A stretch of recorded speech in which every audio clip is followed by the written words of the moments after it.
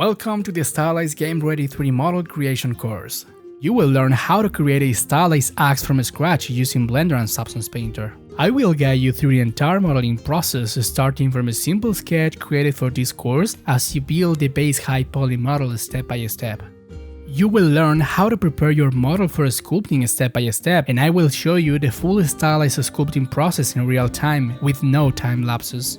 You will also follow the full step-by-step process to optimize the model into a game-ready low poly, with a strong focus on UV unwrapping, where every step is fully explained in detail.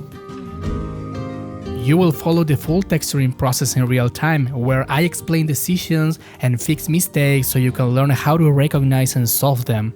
You will also learn how to export textures and set up presets for different engines. Finally, you will learn how to create simple renders of your final model for your portfolio using Blender and Photoshop with a clean and straightforward workflow. Basic knowledge of 3D modeling in Blender and texturing in Substance Painter is required, including navigation, basic tools, and layer workflows. A computer capable of handling sculpting, baking, and texturing is needed. A drawing tablet is recommended but not required, as it will help you to sculpt more easily with greater precision. Join today and start creating your own stylized game-ready assets.